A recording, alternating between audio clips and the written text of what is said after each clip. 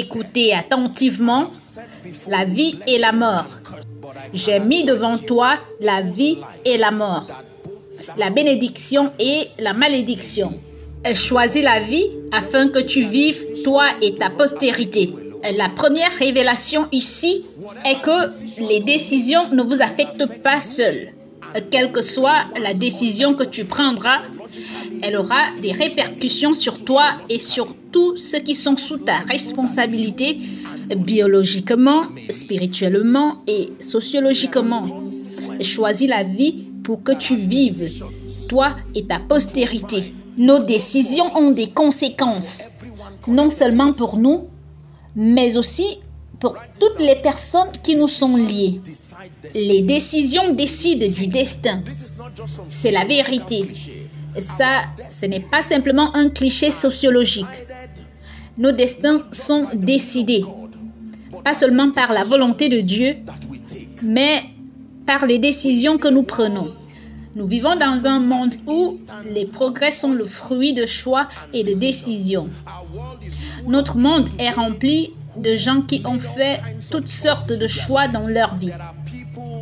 Il y a aujourd'hui des personnes âgées qui célèbrent leurs décisions et les choix qu'elles ont faits. Sommes-nous ensemble?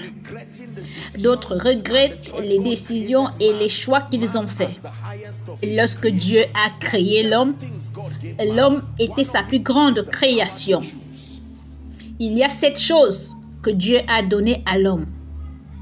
L'une d'entre elles est le pouvoir de choisir. Depuis le jour où Dieu a donné à l'homme le pouvoir de choisir, il est devenu scripturairement incorrect que Dieu oppose son veto à la volonté de l'homme et lui impose des choses. Même au détriment de votre salut éternel, Dieu vous permet de choisir. Aussi passionné que soit son amour pour l'homme, il ne lui a pas dit non, je t'aime trop, tu ne sais pas ce que tu fais, tu es sur le chemin de l'enfer, tu dois aller au paradis. Non, il vous a donné le pouvoir de choisir. Un choix qui affecte même votre destin éternel. Dieu a donné à l'homme le pouvoir de choisir. Écoutez attentivement.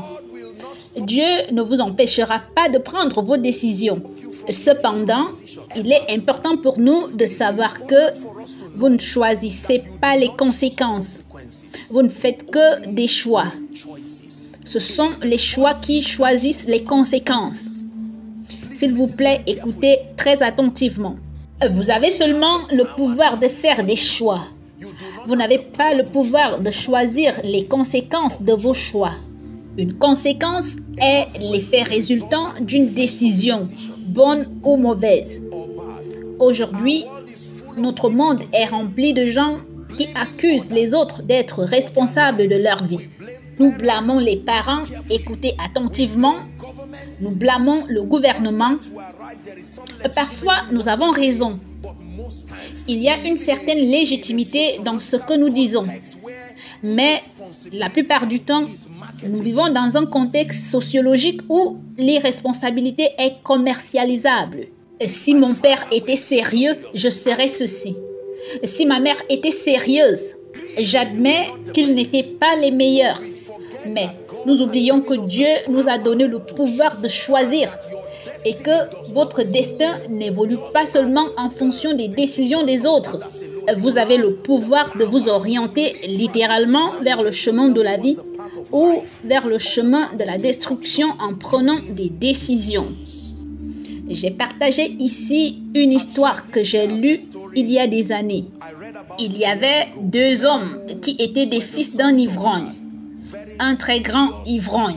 L'un des fils s'est senti frustré par le mode de vie de son père et il a ensuite commencé à mener une vie très déviante, très irresponsable, comme il l'entendait.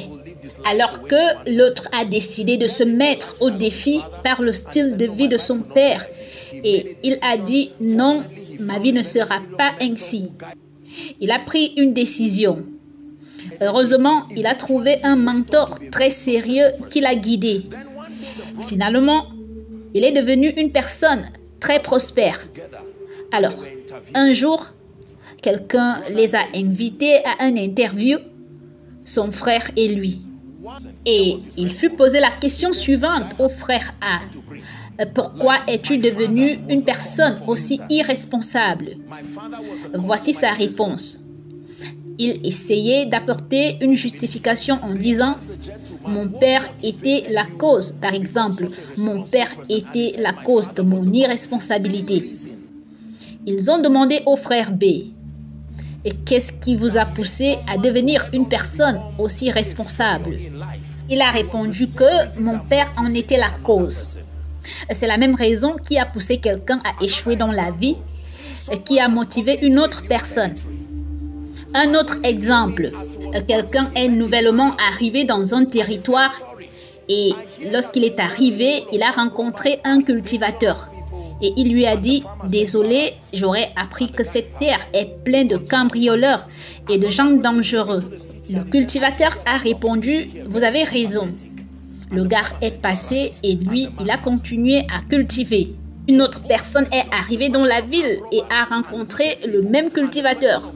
Et lui a dit « J'aurais appris que les gens sont aimants ici et très empathiques. » Et le cultivateur a dit « Oui, vous avez raison. » Et l'homme est passé.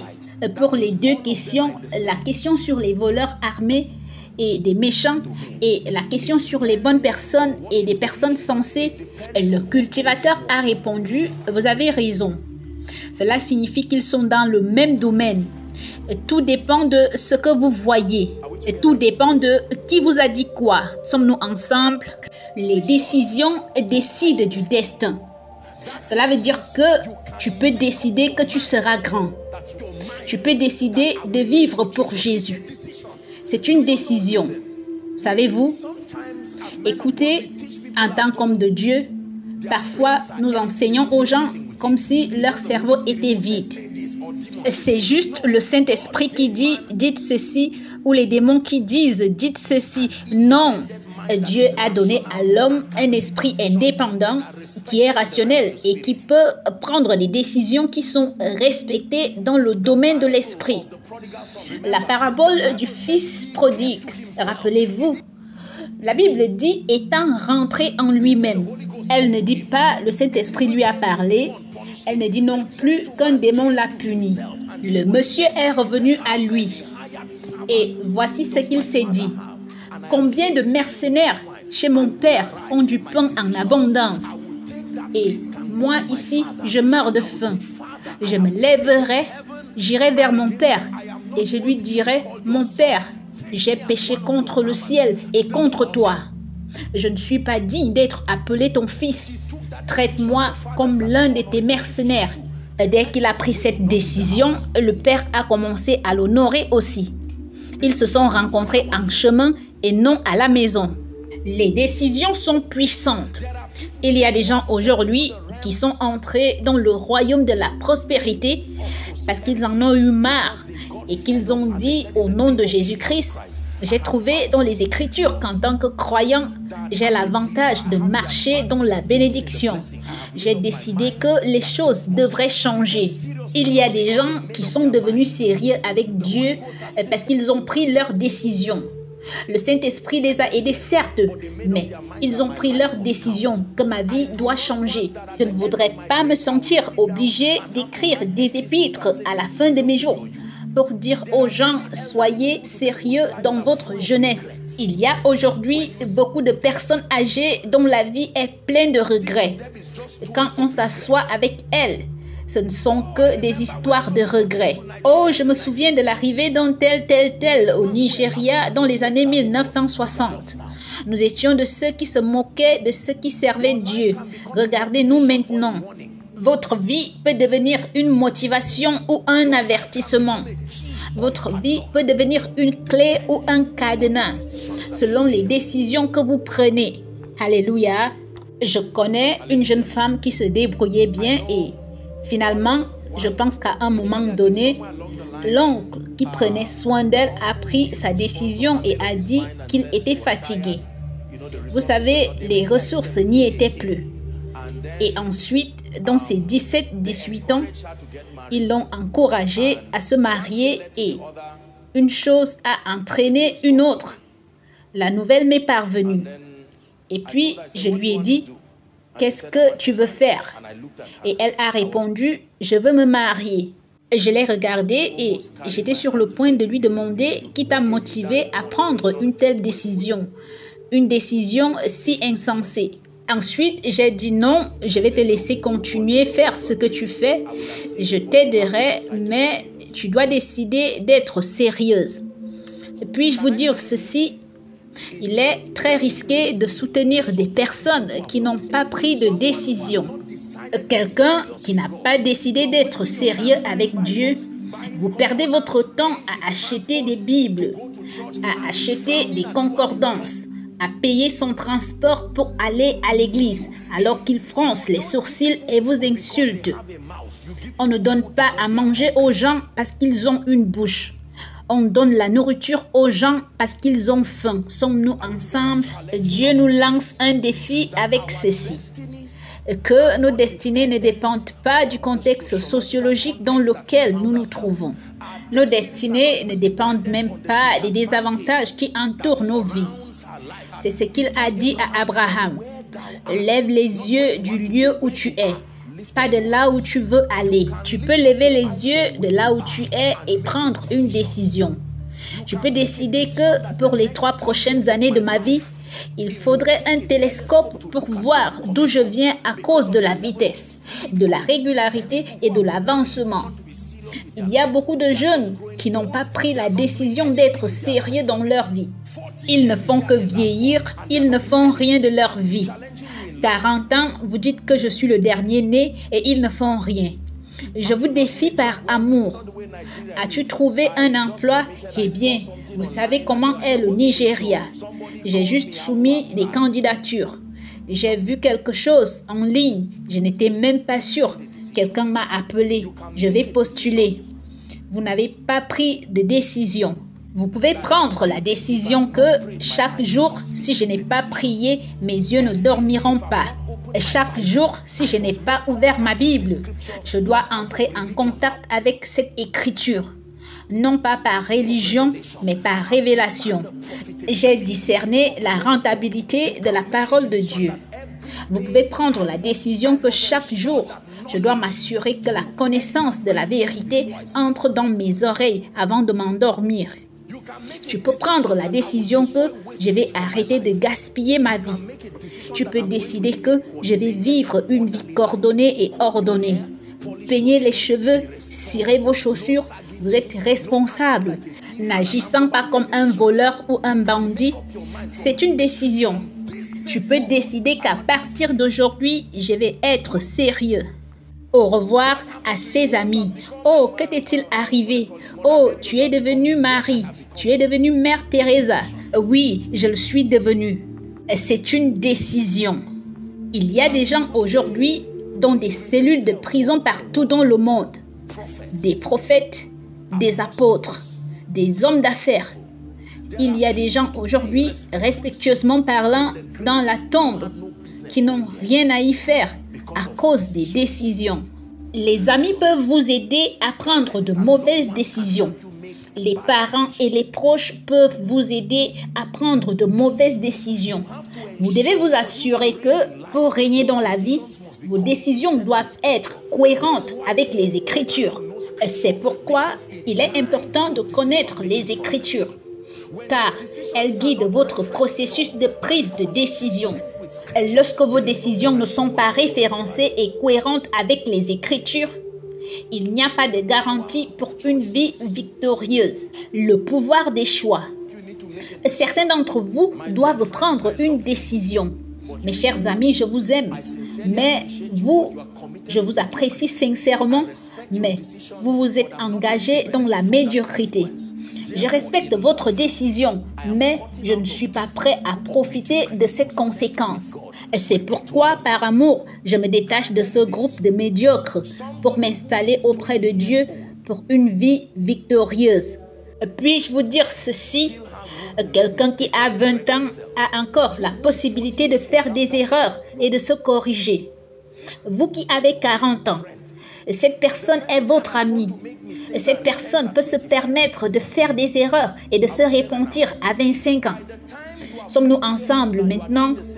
Lorsque vous avez 40 ans et que vous faites la même chose qu'une personne qui a 20 ans, 10 plus 40, vous avez 50 ans. 20 plus 40, c'est 60 ans. Après que la personne vous ait induite en erreur, la personne se repentira plus tard. Elle sera sérieuse à 30 ans et utilisera les 10 années suivantes sous un mentorat structuré pour donner un sens à sa vie.